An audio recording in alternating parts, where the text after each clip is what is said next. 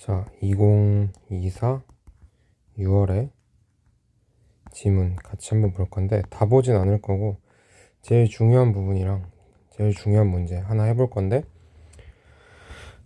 요즘 제가 계속 강조하는 어떤 과학기술 지문을 제외한 다른 지문에서 가장 국어의 본질에 가까운 내가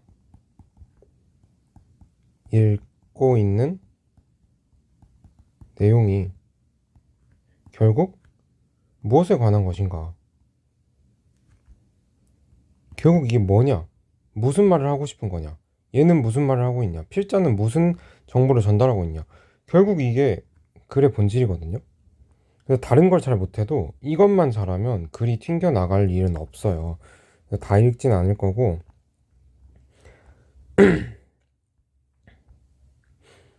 자, 가의 자, 여기부터 가의 3문단부터 한번 읽어볼게요. 동일론 기능주의 설은 모두 의식에 대한 논의를 의식을 구현하는 몸의 내부로만 한정하고 있다. 하지만 의식의 하나의 인지, 즉 무언가를 알게 됨은 몸 바깥에서 일어나는 일과 맞물려 벌어진다. 기억나지 않는 정보를 노트북에 저장된 파일을 열람하여 확인하는 것이 한 예이다. 로렌즈의 확장 인지 이론은 이를 설명하는 이론이다. 그래서 이게 뭘 설명하는 거냐? 노트북에 저장된 파일, 인지, 무언가 몸 바깥에서 일어나는 일과 맞물리는 이 상황. 왜? 노트북에 저장된 파일은 뭐야? 몸 바깥이니까. 이 몸 바깥도 인지랑 관련이 될 수 있다. 그래서 이거를 확장, 그냥 인지론이 아니라 확장. 아, 몸 바깥에서도 인지랑 연관이 되는 거니까. 아, 지금 이 얘기하고 싶은 거구나. 이렇게 읽어야 돼요. 그래서 그에 따르면 인지 과정은 심적 상태가 생겨나는 거기 하는 건데 심적 상태는 뭐냐?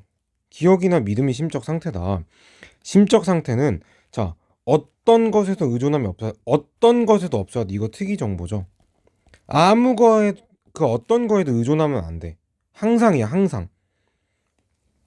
그러니까 아주 조금 0.1이라도 의존하는 순간 그거는 심적 상태가 아니란 거죠. 됐죠? 예를 들어 무언가를 기억하는 사람은 자신의 기억이 무엇인지 알아보기 아무것도 의존 왜? 내가 이미 기억을 하고 있는 사람이니까 의존할 필요가 없죠. 이와 달리 파생적 상태는 주체의 해석에 의존해서만 또는 사회적 합의에 의존해서만 아까 심적 상태 정의는 그 어떤 것에도 의존함이 없어야 된다고 하는데 지금 의존을 계속하죠. 그러니까 얘는 심적 상태가 아니죠. 파생적 상태는 두 개가 구분되는 거죠. 그래서 앞에 의해서 노트북에 저장된 정보 잘 생각해봐. 노트북이 나오자마자 노트북은 나야 아니야? 나가? 아니죠. 그러면 나 이외에 다른 물체를 사용한 거지. 이게 의존이잖아. 그래서 파생적 상태래. 당연하지. 내가 순수하게 기억하고 있으면 내 머릿속에서 끄집어내면 되는데 내가 모르고 있는 거니까 노트북 화면을 보고 생각해낸 거잖아. 그러니까 파생적 상태죠. 됐죠? 주체에 열람된 후에도 노트북의 정보는 여전히 파생이지. 왜? 노트북은 계속 내가 아니니까. 하지만 열람 후, 그렇죠. 다만 그걸 보면 내 머릿속에 기억이 생겨나잖아요. 근데 기억은 뭐예요? 무슨 상태? 심적 상태죠. 그래서 인지 과정은 파생적 상태, 즉 노트북의 정보가 심적 상태로 변환되는 게 아니라 파생적 상태를 조작함으로써, 그러니까 노트북의 화면을 봄으로써 심적 상태가 생겨나는 거, 내 머리에 생긴다의 뜻이 뭐야? 없었던 게 생기는 거야. 새로운 기억이 만들어진다라는 거지. 이게 인지라는 거지. 됐죠? 그래서 심적 상태가 주체 몸 외부로 확장되는 것이 아니죠. 왜요? 아까 확장 인지 이론이었잖아. 노트북과 인지가 연관이 된다 했잖아. 그래서 보니까 근데 몸 외부로 확장, 그러니까 노트북 자체가 심적 상태가 되는 게 아니라 그 심적 상태가 새롭게 생겨나는 거를 확장이라고 부르는 거래. 됐죠? 그래서 이거 같이 읽을 건데 읽기 전에 이미 답이 나왔어요. 저 사람의 이거 확장 인지 이론은 우리 이거 시작하기 전에 하나 얘기했죠. 이거 제가 말하는 확장 인지 이론은 주체 밖이랑 연관이 되기는 하는데, 그렇다고 해서 이 바깥에 있는 게 심적 상태가 되는 것은 아니고, 바깥의 것과 연관, 뭐 예를 들면 노트북 화면을 눈으로 보는 이걸 통해서 그게 내 마음에 새로운 심적 상태를 만드는 걸, 이걸 확장이라고 부른 거구나. 왜? 새로운 게 생겼으니까. 맞죠? 다만 이거 바깥에 있는 게 심적 상태가 되는 건 아니다라고 계속 얘기하고 있어요. 결국 마지막에는 내 마음속에 생겨야 된다라고 얘기를 하고 있어요. 그래서 이 밑에 읽어보면 이러한 확장된 인지 과정은 주체 것이 되면, 왜? 바깥의 거가 심적 상태가 되는 건 아니라니까. 그래서 결국 주체 안에 들어와야, 내 머릿속에 기억이 생겨야 결국은 그게 확장된 인지 과정이다. 결국 주체 없는 인지란 있을 수 없다 라고 말했죠. 자, 그 다음 나에 가서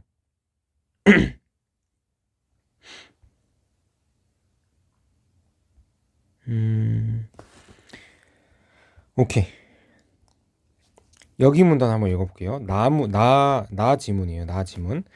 하지만 지각은 주체와 대상이 각자로서 존재하기 이전에 나타나는 얽힘의 체험이다. 예를 들어, 자, 지각은 주체와 대상이 각자로서 존재하기 이전에, 그러니까 주체와 대상보다 지각이 먼저라는 거야. 벌써 다르죠. 방금 가에서는 확장된 인지 마저도 결국 누구의 머릿속에 들어와야 그게 인지 심적 상태가 된다 했어? 내 머리에 들어와야 그게 확장된 인지 완성인 거야. 노트북 정보를 보는 것 말고 보는 것만으로는 확장된 인지라고 부를 수 없고, 근데 얘는 지각, 그러니까 생각한다는 게 주체 대상의 존재 이전부터 있었대.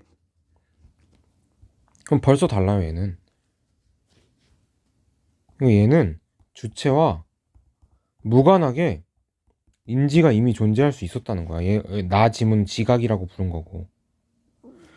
예를 들어 다른 사람과 손이 맞닿을 때 내가 누군가의 손을 만지는 동시에 나의 손 역시 누군가에게 만져진다. 감각하는 것이 동시에 감각되는 것이 되는 얽힘의 순간에, 그러니까 그 얽힘의 순간에 나는 나와 대상을 확연히 구분한다. 지각이 있어야, 그러니까 감각, 우리가 느끼고 생각하는 게 있어야 주체와 대상, 아, 저 손은 남의 손이고 이 손은 내 손이구나를 생각할 수 있다는 거야. 그래서 주체 대상은 지각이 일어난 이후에야 확정되는 거지. 됐죠? 이게 답이에요. 이거 두 개가 14번 문제의 답이에요. 가장 중요한 생각만 뽑아도 문제를 푸는데 실제로 지장이 없어요. 정말로. 14번 가서 볼까요? 나필자는 주체가 없어도 지각, 뭐 생각, 인지가 가능하다는 거야. 아니, 오히려 얘가 있어야 이후에 주체라는 걸 생각해 볼 수 있다고 한 거지. 근데 기억은 노트북을 보는 것만으로는 확장된 인지라고 볼 수 없어. 인지는 결국 누구의 머릿속에서 완성돼야 돼? 내 머릿속에 들어와야만 완성되는 거야. 그러니까 이게 주체지. 주체 없는 인지란 있을 수 없다라고 말했죠. 결국 전부 다 내 머릿속에 기억이 생성돼야만, 그래야만 그게 되어야만 인지라고 부를 수 있는데, 나는 주체가 있기 전에 이미 인지가 있고, 오히려 인지라는 게 제대로 되어야 그 후에 주체가 생성된다, 확정된다라고 했으니까 딱 이 두 문장으로도 이 문제가 풀려요. 이 두 가지 생각만, 가장 중요한 이 두 가지 생각만으로도. 나에서 한 줄, 가에서 한 줄. 나는 가를 뭐라고 비판하겠어? 너는 지금 인지가 네 머릿속에서 완성되어야, 그러니까 주체 안으로 들어와야만 인지가 되는 거라고 하는데, 내가 보기엔 오히려 주체가 확정되기 전에 인지가 먼저 있어야 돼 라고 비판하겠죠. 답이 1번이에요. 그냥 바로 1번이에요. 확장된 인지 과정, 그러니까 기억의 이론이 인지 주체의 거짓 때문에 성립할 수 있다고 했는데 이거는 그쵸, 지각 이전에 이미 주체가 있어서 걔가 노트북을 보고 그 노트북을 본 그것이 내 머릿속에 기억으로 들어왔을 때 그때 다시 확장된 인지가 된다 했잖아요. 근데 나는 주체 확정이 애초에 인식, 지각 등이 먼저 있어야 주체가 확정이 되는 건데, 어떻게 주체의 머릿속에 무엇인가 들어와야만 그제서야 인지라고 부르냐라고 순서가 틀렸다고 비판하겠죠. 딱 이 두 문장으로 추론한 거예요. 그래서 답이 1번. 그래서 결국 특히 철학 지문, 인문, 사회 지문, 요즘 항상 강조한 거, 이런 지문에서는 결국 하고 싶은 말이 뭐지? 이거 하나만 해도 수능에서 크게 문제가 없어요. 오케이. 다시 24년도 9월에 인문학 지문을 그대로 읽고 해볼 건데, 비슷하게 해볼 건데, 얘도 여기랑 이 문단이랑 그리고 나만 읽고 14번 15번만 풀어보면서 제일 중요한 게 뭔가 확인해 볼 건데, 여기 한번 읽어볼까요? 18세기 이후 경제적으로 성장한 상민층에서는 유학직역이 뭘까? 신분의 의무로서의 역할, 그러니까 유학을 할 수 있는 것들을 얻고자 하는 현상이 나타났다. 유학은 벼슬을 하지 않은 유생을 지칭했으나 이 시기에는 관료로 진출하지 못한 이들을 가리키는 직역 명칭으로 굳어졌다. 호적상 유학은 군역, 그러니까 약간 지금으로 따지면 대학원생 이런 느낌이에요. 연구원 이런 느낌이에요. 연구원. 그래서 유학은 군역 면제란 특권이 있어서 상민층이 원하는 직역이었다. 유학 직역의 획득은 제도적으로 양반이 되는 것을 의미하였으나 그것이 곧 온전한 양반으로 인정받는 것을 의미하는 것은 아니었다. 당시 양반 집단의 일원으로 인정받기 위해서는 유교적 의례의 준행, 문중과 족보의 편입 등 다양한 조건이 필요했다. 이에 따라 일부 상민층은 유학 직역을 발판으로 양반 문화를 모방하면서 양반으로 인정받고자 했다. 됐죠? 오케이. 그래서 여기는 이 문단에 하고 싶은 말은 간단해요. 상민들이 양반이 되고 싶어 한다. 이거 하나 보여준 거야. 됐죠? 그 다음에 나를 한번 읽어보고 나머지 14, 15를.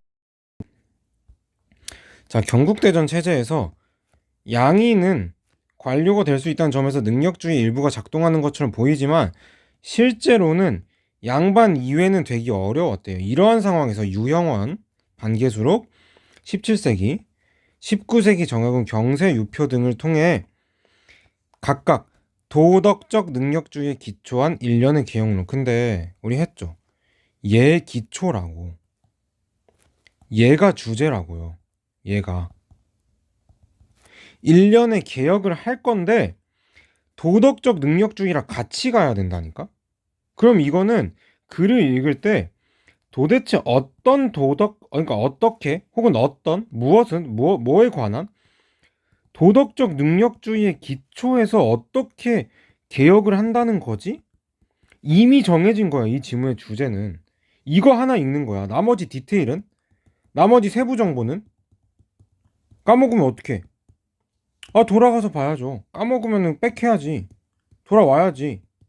문단, 목차 정리해놓고 유형원 나오면 유형원 문단 여기로 오면 되고, 정리학용 문단은 정리학용 문단으로 가야지. 그건 빽하는 거라고. 근데 현장에서 마저도 이건 읽는 거라고. 이거는. 됐나요? 유형원의 기본적인 생각은, 자, 그대로 이을게요. 국가 공동체를 성리학적 가치와 규범에 따라 운영하고 구성원도 도덕적으로 만든 도덕국가. 봐봐. 계속 연결이야. 그러니까 유형원은 국가를 성리학, 유교, 도덕적으로 만드는 게 제일 중요한 거야. 그러려면 어떻게 해야 될까에 대한 내용이 개혁론이겠지. 신분세습을 비판한 그는 현명한 인재라도 노비로 태어나면 노비로 살아야 하는 천하의 도리에 어긋난 노비제 폐지를 주장했다. 아울러 비도덕적 왜 도덕국가를 만들어야 되는데 비도덕적 직업이 살아남으면 되겠어? 산업공상의 3인으로 편성하고자 했다. 그는 과거제 대신 공거제를 통해 왜요? 우리 알잖아. 과거제는 시험만 보잖아. 사이코패스가 공부 잘하면 붙는 거라니까. 근데 공거제를 통해 도덕적 능력이 뛰어난 자를 추천으로 선별하여 여러 단계의 교육도 해야 되고 그리고 최소한의 학식도 확인은 한대요. 됐죠? 도덕을 기준으로 관료를 선발하고 지방에도 관료 선발 인원을 적절히 분배하면 향총사의 풍속도 도덕적으로 이끌 수 있을 것이다. 이거는 뭐 문단끝 추가 정보라고 뭐 할 것도 없고 다 계속 같은 말해. 다 계속 같은 말해. 도덕적 국가를 만들어야 된다. 특이점 좀 잡자면 비도덕적 직업이니까 철폐하고 노비제 폐지도 주장해. 그러니까 이 말은 무슨 말이냐면 도덕적 능력이 뛰어난 인간이 노비로 태어나면 아깝다는 뜻이에요.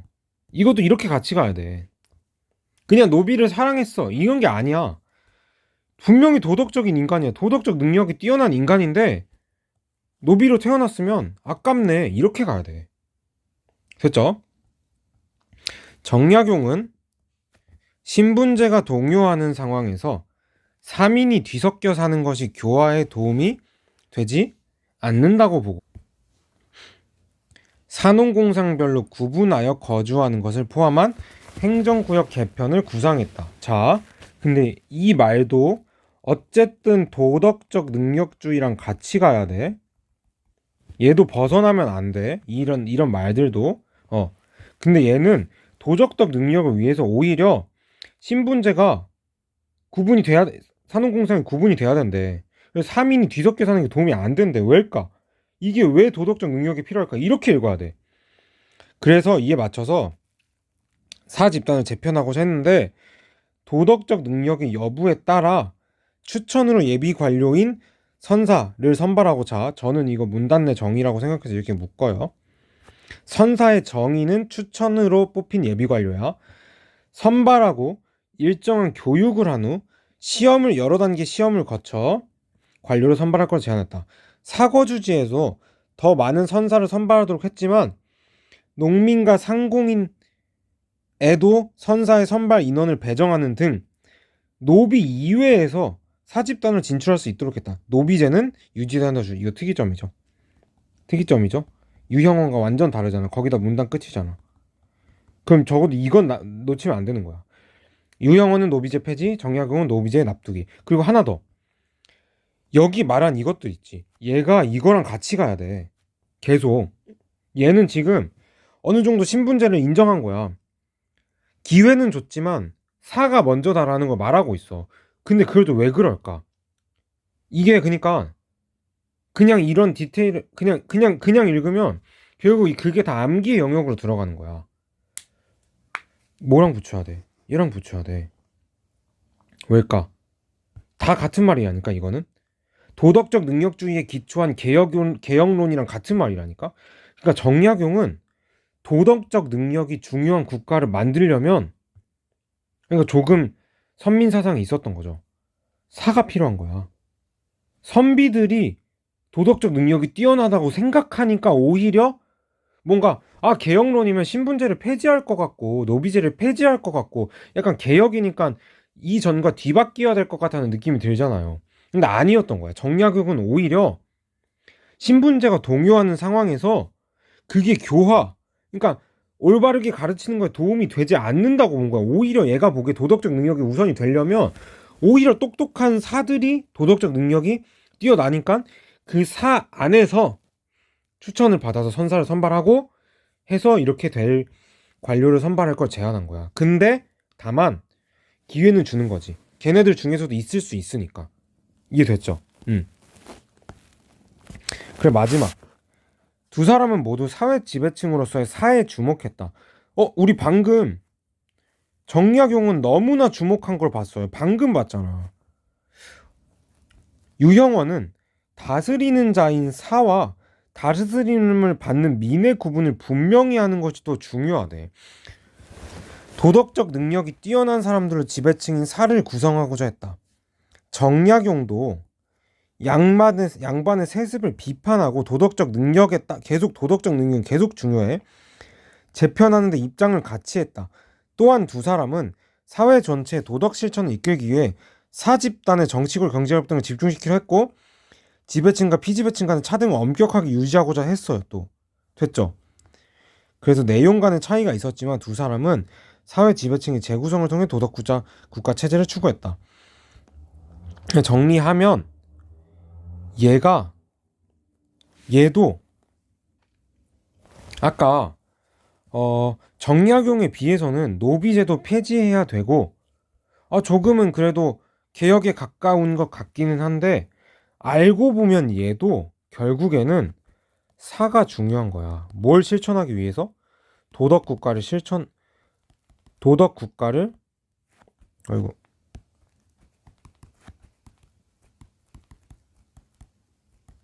도덕 국가를 실천하기 위해서. 듣죠? 다만 그 사집단을 개편하자고 한 거지. 완전히 썩어 문드러진 사집단이 아니라 신분 세습 때문에 하는 게 아니라 도덕적 능력이 뛰어난 애들로 살을 다시 뽑아서 제대로 된 살을 굴리자고 한 거였네. 알고 보면. 됐죠? 노비제를 폐지한다고 해서 무슨 모든 인간이 다 뭐 평등하다 이런 얘기를 한 건 또 아니었네. 정약용은 대놓고 이 문단에 쓰인 표현들 자체가 사와 비사인 간의 차별을 뒀고 차등을 뒀고 됐죠.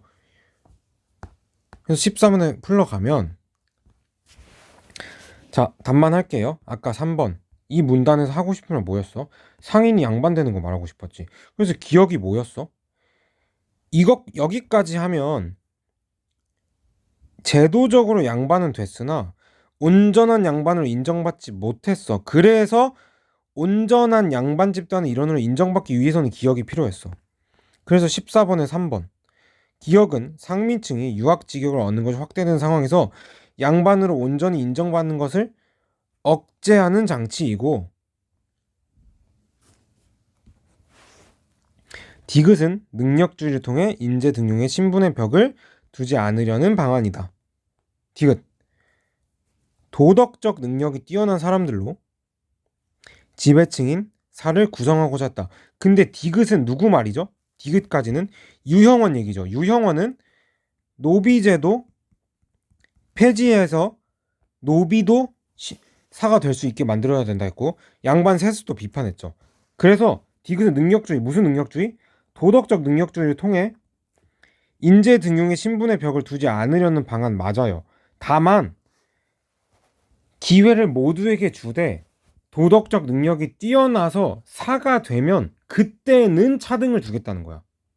근데 지금 사가 되는 능력에서 세습으로 그냥 사를 다시 그냥 바로 받아줄 거냐, 아니 도덕적 능력을 통해 받아줄 거냐, 그 차이인 거지. 얘는 사를 똑똑한 도덕적 능력이 뛰어난 애들로 가게 만들 건데 그 가게 만드는 과정에서 기회의 벽은 두지 않았어요. 그래서 디귿은 맞고 니은 기억도 저게 인정받기 위한 조건이면 저걸 못 받으면 인정 못 받는다는 거잖아. 그러니까 억제하는 장치가 맞죠. 저걸 못하면 못 해내면 진정한 양반이 못 되니까 저 벽을 넘지 못하는 애들은 그러니까 무늬만 양반인 애들처럼 된 거잖아. 그러니까 억제하는 장치가 맞죠. 그래서 3번. 자, 15번. 가장 적절한 것은 아래로 농공상이 힘써 일하고 위로 사가 효도하고 공경한 이 나라의 기쁨. 무조건 맞아요. 왜요? 그러니까 맞다가 아니라 유형원과 정약용이 모두 동의해. 왜요? 얘네들은 사가 정치해야 된다고 했어. 다만 사를 뽑는 과정에서 도덕적 능력이 중요하다고 한 거지. 사가 다 이런 게 흐트러져야 된다. 신분제가 아예 흐트러져야 된다. 라는 얘기를 한 적은 없어. 이건 둘 다 동의할 거예요. 사농공상 누구나 실천한다면, 자, 사농공상 누구나야? 저는 기억이 나요. 유형원과 정약용 모두 기회를 줬어요. 심지어 유형원은 노비에게도 줬죠. 맞죠? 덕행으로 인생을 판정하면 천하가 다투어 이임쓸 건 이건 맞아요. 덕행이니까 이게 도덕의 덕이잖아. 이거 중요한 거 맞아. 다만 모든 이에게 존귀하게 될 기회는 사가 된다는 뜻이겠죠. 근데 모든 이가 아니죠. 왜요? 노비는 사람 취급을 누구는 노비 사람 취급 안 했다니까. 누가 안 했어요? 정약용 씨가 노비는 사람 취급 안 했죠. 근데 이거는 바로 떠올라야 돼. 왜? 특이점이잖아. 됐죠? 그다음 리을 양반과 상민의 구분은 엄연하니 경계를 넘지 않아야 상하의 위기가 분명해지고 나라가 편하게 다스려질 것이다. 자, 이거 유형원과 정약용 모두 틀렸죠. 왜요? 2번과 모순이잖아. 봐봐.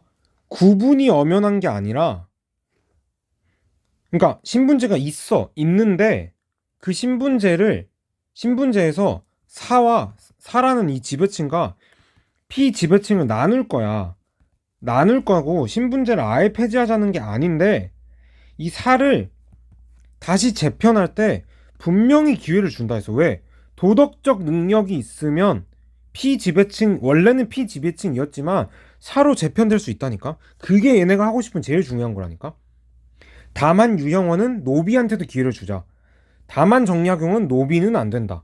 그렇게 해서 도덕적 능력에 기초한 제대로 된 사를 뽑으면 그때부터는 지배층과 피지배층 간의 어떤 특권 차이를 두겠다라는 거지.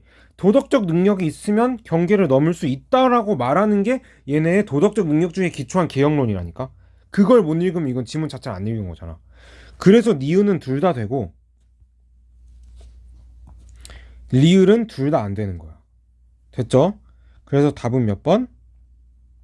적절한 것을 고르는 거니까 5번. 정약용은 기억은 둘 다 동의하죠. 정약용은 기억에 동의하고 디귿에 동의하지 않겠군. 왜? 디귿은 모든 인간에게 다 기회를 줘야 된다 했어요.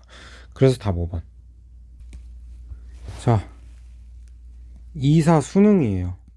이사 수능에서 나지문 읽고 15번만 해볼게요. 방금 했던 거랑 계속 같은 흐름이야. 봐봐. 유학자들은 도를 인간 삶의 실제로 제가 이거 예전에 왕도 정치 얘기하면서 얘기했는데 도는요 길도자예요. 실제로. 실제로 이게 맞아요. 한자 자체가 애초에 길도자야. 우리는 어떤 길로 나아가야 될 것인가를 말하는 게 도덕이에요. 중국 송나라 이후 유학자들은 이러한 유학의 도를 기반 현상세계 넘어 뭔 얘기한데? 이거 현상세계 너머의 근원으로서 도가의 도에 주목한대. 노자 주석을 전개했대. 보자. 혼란기를 거친 송나라 초기에 중앙 집권화가 추진된 이후 정치적 갈등이 드러나면서 개혁의 분위기가 조성됐다. 이러한 분위기 하에서 유학자이자 개혁 사상가인 왕안석은 노자주를 저술했다. 그는 노자의 도를 만물의 물질적 근원인 기라고 파악하고, 자, 기가 만물의 물질적 근원이래요. 현상세계에 앞서 존재하는 기의 작용에 의해 사물이 형성된다고 보았다.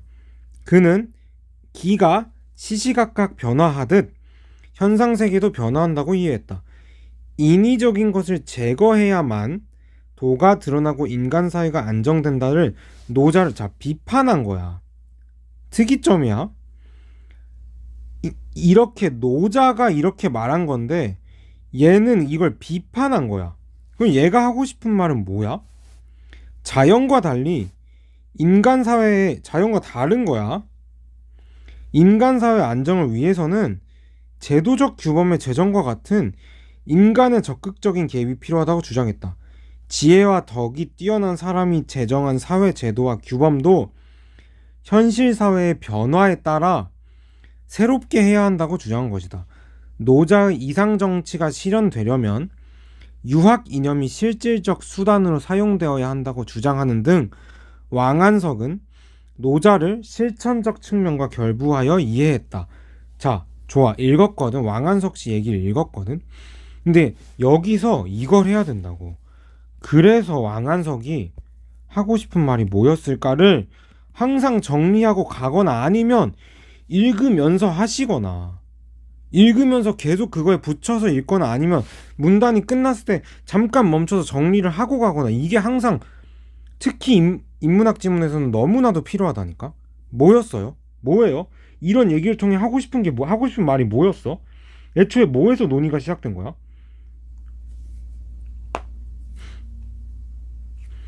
현상세계 너머의 근원으로서 도, 이런 유학의 도, 이게 뭐래? 삶의 올바른 길. 그치? 그래서 결국 얘도 유학자인 거야. 삶의 올바른 길을 얘기하려면 어떻게 해야 되지? 현상세계 너머의 근원으로서 이 도를 어떻게 활용해야만 인간 삶의 올바른 길과 결부가 되지? 이 얘기를 한 거야. 그래서 유학자이자 개혁사상가인 왕한석이지. 얘는 어떻게 얘기하는 거야? 그래서 이런 개념들이 있는데, 노자는 인위적인 것을 제거해야만 우리가 방금 말했던 인간 삶의 길, 인간 삶의 올바른 길, 근원적인 도가 드러난다고 한 노자를 비판했기 때문에, 얘는 그런 도가 드러나고 우리가 잘 살아야 되고 우리 삶의 올바른 길을 파악하려면 인간의 개입이 필요해. 그래서 변화도 필요하고, 왜? 제도와 규범도 현실사회에 따라서 변화도 필요한 거고, 한번 고정된 근원이 아니라. 오케이? 그래서 정치의 실현에 수단처럼 사용되어야 한다고 주장한 거예요. 실천적 측면. 그러니까 인간이 무언가 해야 된다. 그래야 도를 알 수 있다. 우리가 어떻게 살아야 되는지 알 수 있다를 말하고 싶은 거지. 근데 노자는 뭐라 했냐고. 여기서 인위적인 것을 제거해야 된다 했잖아. 됐죠? 이렇게 정리를 하고 가는 게 중요해. 물론 애초에 읽으면서 저는 했어야 된다고 생각해요. 애초에 읽으면서. 오케이. 그 다음, 송 이후 원나라에는 도교가 성행하는데 유학과 불교 등을 받아들여 체계화되었지만 오징 씨에게는 주술적인 종교에 불과했다. 그러니까 별로라는 거예요. 별로. 불과했다잖아. 유학자 입장에서 그는 도교가 잘못된 거래. 그래서 경계했대요. 그는 도교의 시조로 간주된 노자의 가르침이 공자의 학문과 크게 다르지 않음을 밝히고자 도덕 진경주를 저술했다. 얘가 하고 싶은 말 뭐야? 도교의 시조인 노자가 공자랑도 다르지 않대. 보자. 그는 도의 유학 이념을 관련짓는 구절을 추가하는 등 일부 내용을 바꾸고 체제를 재편했다. 노자의 도를 근원적인 불변하는 도로 본 그는 이거는 아까 여기 말한 만물적 근원인 기, 여기랑은 또 도가 비슷하네요. 이해됐죠? 근데 얘는 기가 시시각각 변화를 하는데 얘는 불변하네요. 저는 이게 기억이 났거든요. 그래서 얘가 저한테는 특이점으로 다가왔어요. 아까 유형원은 노비제 폐지, 근데 정약용은 노비제 남겨, 둘이 다른 것처럼 쟤는 근원적인 건 동일하지만 위에 말한 왕한석이 생각한 노자의 도는 변해. 근데 오징이가 생각한 노자의 도는 불변해. 저는 이게 그냥 눈에 들어왔어요. 특이점으로 튀었어요. 오케이? 근데 안 되면 뭐 어쩔 수 없는 거야. 안 되면 그냥 읽는 거야. 결국 또 제일 중요한 건 이따가 정리할 테니까. 그래서 모든 이치를 내재한 도가 현실화하여 천지 만물이 생성된다고 이해했다. 이런 관점에서 그는 유학의 인이예지가 도의 쇠퇴 때문에 나타난 것이란 노자와 달리, 인이예지가 도가 쇠퇴해서 드러난 것이라고 노자는 생각한 건데, 얘랑 달리 도가 현실화해서 드러난 것으로 해석하고, 인간이 마땅히 따라야 할 사회 규범과 사회 질서 체계도 도가 현실한 결과로 파악했다. 또 정리, 또 생각해. 오징이가 하고 싶은 말 뭐야? 하고 싶은 말 뭐야? 결국 오징이도 뭐에서 출발한 거야? 일문단의 이 논의를 벗어날 수 없다니까? 하고 싶은 말 뭐야? 그래서 도가 뭔데? 도가 뭔데? 일반 인간의 길이 뭔데? 제대로 된 길이 뭐냐고? 이 근원적인 도가 뭔데? 이 얘기야, 맞지? 그래서 논의가 이어졌어. 근데 오징이 뭐라고 한 거야? 그래서 이 얘기한 거잖아. 오징이도 도가 현실화한 게 인이 예지고, 인간이 마땅히 따라야 할 사회 규범과 사회 질서도 도가 현실화한 결과래. 그러니까 얘가 되어야 우리가 질서도 생기고 규범도 생기고 마땅히 따라야 할 것들, 우리가 인간들이 따라야 할 것들, 가야 될 길이 생긴다는 거야. 이 말한 거네. 아, 도가 현실화돼야 돼. 도가 현실화돼야 돼. 그래야 질서 규범도 생기고 우리가 따라야 할 것들이 생겨. 세 번째, 원이 쇠퇴하고 명나라가 들어선 이후 유학과 도가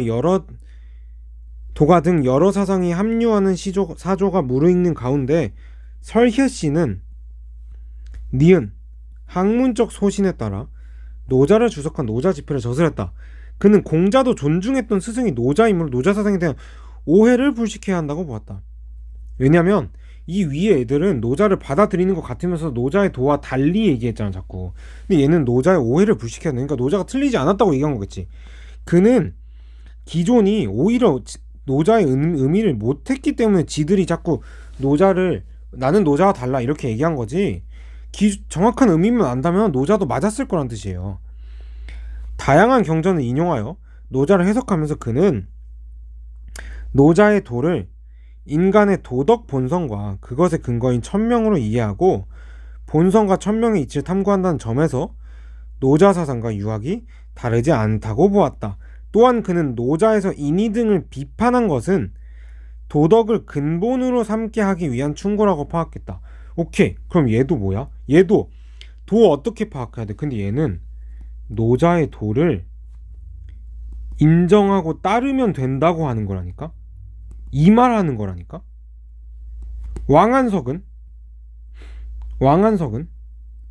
노자의 도 알겠어. 뭐 따라가는 것도 있어. 그렇지만 가장 중요한 거, 우리가 도에 대해 진정으로 이해하려고 했을 때 노자는 인의를 배제했지만 내가 보기에는 인의가 있어야 돼. 오히려 인간이 개입해야 되고 실천해야 되고 실질적 수단으로 써야 돼. 이게 왕한석이 하고 싶은 말이고, 오징도 오케이, 나도 노자의 도를 받아들였어 얘기하고 있어. 근데 노자의 도는 틀린 게 있어. 왜? 얘는 인의예지가 도의 쇠퇴 때문에 나타난 것이라고 했거든. 이게 아니라 오히려 도가 현실화해야 유학의 인의예지가 드러나고 우리가 따라야 할 사회 규범도 드러나는 거야 라고 했죠. 근데 얘는 아니, 니네가 글자를 잘못 이해해서 그런 얘기를 한 거지, 노자의 도를 인정하고 제대로 해석해 따르면 문제가 원래 없었어, 도를 찾는 거에 대해서. 이 얘기하는 거예요. 이 샘문단은 이 얘기하는 거야. 글은 이렇게 읽어야 돼. 언제나 항상. 그렇게 되면 문제가 자연스럽게 풀려요. 진짜야. 15번. 자, 도는 만물을 통해 드러나는 것이지. 자, 왕한석과 오징이야.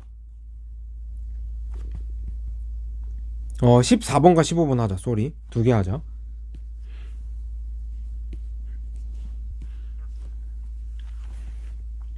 자, 적절한 것은 기억은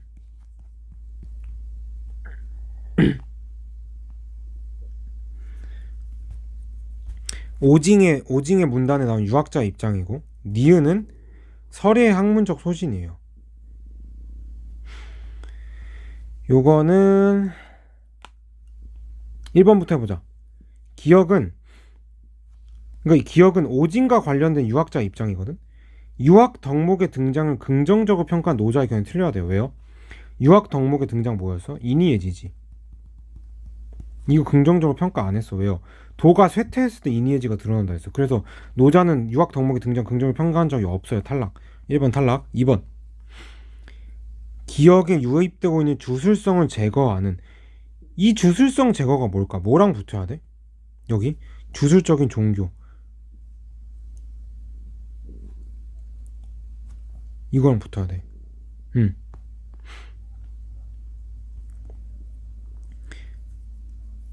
이거.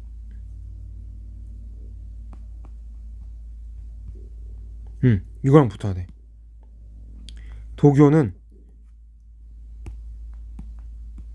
유학과 불교 등을 받아들여 체계화되었지만 오징에게는 주술적인 종교에 불과했다.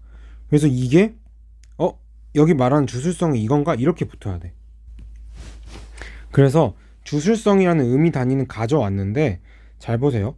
유학에 유입되고 있는 주술성이 아니라 도교가 유학과 불교를 받아들이고 있는데 그 도교가 주술적인 종교에 불과한 거야. 유학에 유입되고 있는 주술성이라는 말은 유학이 있고 여기에 주술성이 들어온다라는 뜻인데, 이거는 주술성이라는 워딩은 붙었어. 대응이 됐어. 근데 도교가 있는데 유학이랑 불교를 얘가 받아들인 건데 요놈이 주술적인 거라고. 그래서 일단 벌써 여기부터 그냥 이 말부터 틀려요. 2번 탈락. 3번. 유학의 가르침을 차용한 종교가 사람들을 현혹하는 상황에 대응하는. 자, 유학의 가르침을 차용한 종교. 방금 우리 했던 거.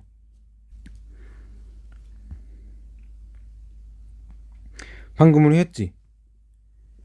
도교가 유학과 불교를 받아들였는데 그 도교가 주술적인 종교처럼 느껴졌다고. 그럼 유학의 가르침을 차용한 종교, 그러니까 주술적인 종교인 도교가 사람들을 현혹하는 상황에 대응. 맞네. 이것까지 맞네. 왜?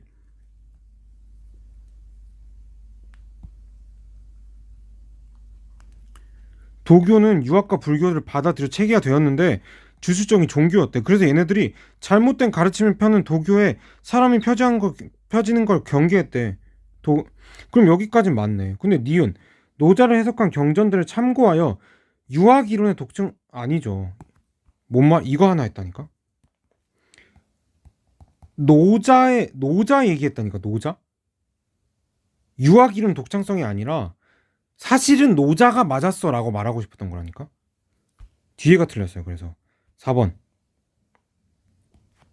기역은 유학을 노자 사상과 연관지어 유교적 사회 질서의 정당성을 확인하는. 자, 유학이 노자 사상과 연관이 안 됐다고 말하는 건 이 질문 안 읽은 거야. 문단 끝에 그대로 있죠. 유학의 그러니까 연관이잖아. 연관은 무조건 됐지. 같이 써 있는데.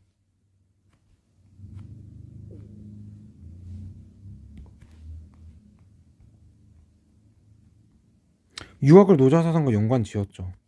노자는 뭐라 했어요?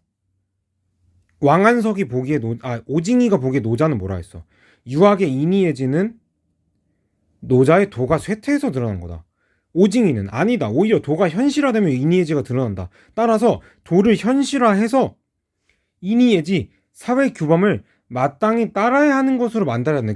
자, 사회 질서의 정당성은 뭐야? 그렇게 해야만 된다는 거지. 이거 문단끝 추가 정보예요. 그대로 도가 현실화해서 마땅히 따라야 할 사회 규범과 사회 질서, 이것도 뭐라고? 도가 현실화한 결과라고.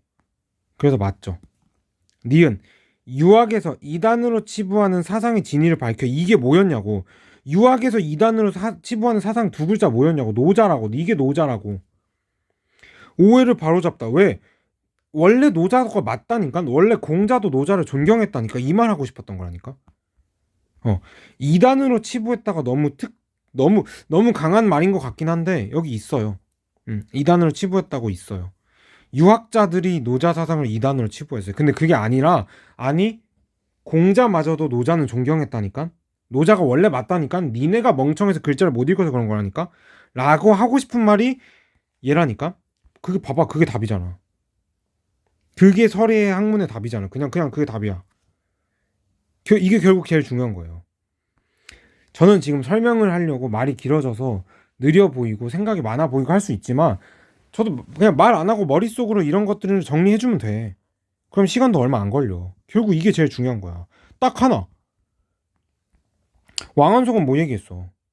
아, 노자의 도를 생각하긴 했는데 노자는 인의를 제거해야 도가 드러난다고 했고, 내가 보기엔 오히려 인간의 개입과 변화가 있어야 돼. 오징이는, 얘는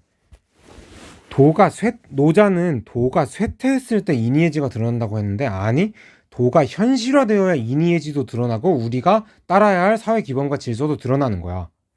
마지막 얘는, 니네도 다 틀렸어. 니네 지금 은근슬쩍 아니면 대놓고 노자의 틀린 부분을 자꾸 지적하고 있는데, 아니야. 유학과 도는 다르지 않아. 그 유학의 스승이었던 노자의 도는 원래 맞는 말인데 니네가 멍청해서 글을 못 읽은 거야. 이 말 딱 이거 하고 싶었던 거야. 나머지는 다 세부 정보고. 근데 그것만으로도 답 낼 수 있다고. 됐죠? 15번 보자. 도는 만물을 통해 드러나는 것이지 만물에 앞서서 존재하는 것은 아니다. 자, 왕과 오. 저는 기억이 나거든요. 아까 근원적인 존재라고 했던 건 기억이 나거든요. 저는 둘 다 기억이 나요. 둘 다 근원인 건 동의했어요. 저는 기억이 나요. 둘 다 X예요. 근데 기억이 안 나도 괜찮아. 가서 보세요. 근데 봐봐. 내가 여기서 강조한 건, 그러면 이 내용을 하러 가는 게 아니야. 그게 아니라 이 도에 대한 개념 정의를 잘 보면 돼. 왕한석이 바라본 도의 개념 정의, 기본 세팅은 뭘까를 가서 보면 이 뒤에 내용은 자연스럽게 OX가 되는 거야. 오케이? 한번 왕한석만 해볼까? 왕한석이 바라본 노자의 도는 그냥 이렇게 되는 거야. 그냥 자연스럽게 되는 거야, 이게. 됐죠? 근원적으로 봤죠? 오징도 마찬가지예요. 가서 해보세요. 그래서 얘는 둘 다 틀려요. 인간 사회의 규범은 이치를 내재한 근원적 존재인 도가 현실을 드러난 것이다. 자, 둘 다 뭐라 했을까? 왕씨는 뭐라 그랬어요? 인간 사회의 규범은 이치를 내재한 근원적 존재인 도가 현실에 드러난 것이다. 저는 오는 무조건 오라고 해야 된다. 왜? 우리 계속했잖아.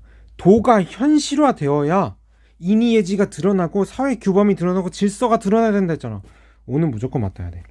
저는 그리고 왕도 솔직히 말하면 바로 틀렸다고 해도 된다고 생각하거든. 왜?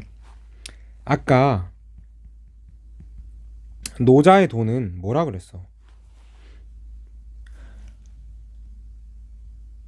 인위적인 것을 제거해야만 도가 드러나고, 그러니까 도가 세상에 나오고 인간 사회가 안정된다, 이런 게 말한 건데, 근데 왕한석은 그게 아니야. 그게 아니라 오히려 우리가 지금 생각하는 이런 안정적인 제도와 이런 것들은 뭐가 필요한 거야? 인간의 개입이 들어가야만 그게 드러나는 거야. 그냥 단순히 도만 현실화하는 걸로 할 수가 없어 라고 말하고 있는 거야. 그래서 저는 왕한석은 솔직히 왕한석도 바로 틀렸다고 할 수 있다고 생각해요. 저랑 비슷하게 글을 읽었다면. 됐죠? 세 번째, 왕과 오 해볼까? 현상세계 너머에만 머물러 있는 게 아니라 세상 일과도 관련이 된다. 뭐라고 생각할까? 아, 무조건 동의하지. 방금 우리 뭐 했어? 도가 드러나야, 현실화 되어야 사회 규범 생기고 인의예지가 생긴다 했잖아. 무조건 맞지. 왕한석도 무조건 맞죠. 당연하죠. 왜요? 도가 있고 거기에 인간이 개입해야 그게 좋은 사회 질서가 되고 또 변화도 할 수도 있는 거 그랬잖아.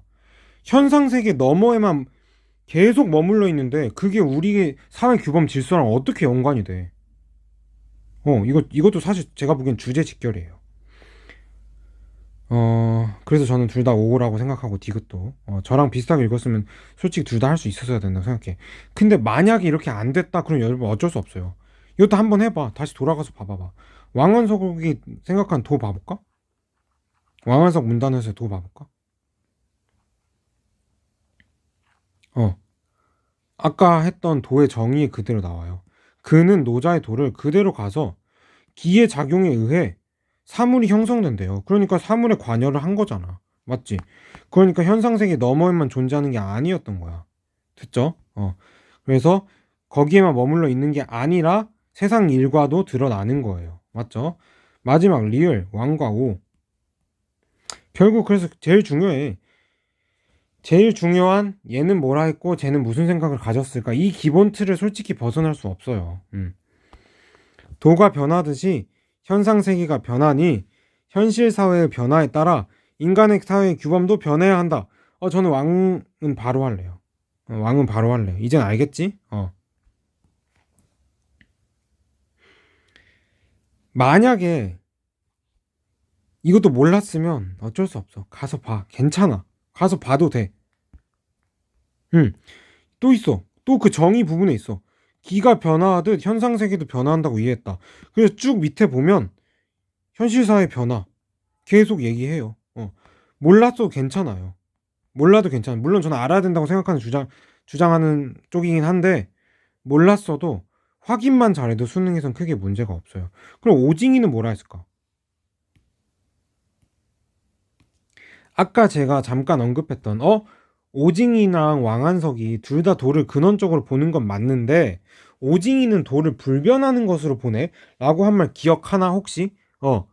저는 그게 기억이 났어. 저는 그게 특이점으로 다가왔기 때문에 저는 이걸 바로 X할 수 있거든요. 제가 특이점 강조한 거 기억하죠. 근데 이것도 괜찮아. 못했으면 가서 보세요. 오징이의 돈은 변화하나? 오징이는 변화에 대해서 뭐라고 얘기하지? 음, 오징이의 도는 이것도 오징이가 말한 도의 기본 세팅만 보면 돼. 별로 어렵지 않아요. 오징이의 도는 불변하네요. 근데 얘는 변한다 했네요. 그래서 탈락이에요. 그러니까 오징이는 탈락이에요. 할 수 있죠. 그걸 답을 내보면 답 4번. 오징은 기억에 동의하지 않고 리을에 동의하지 않네. 됐죠?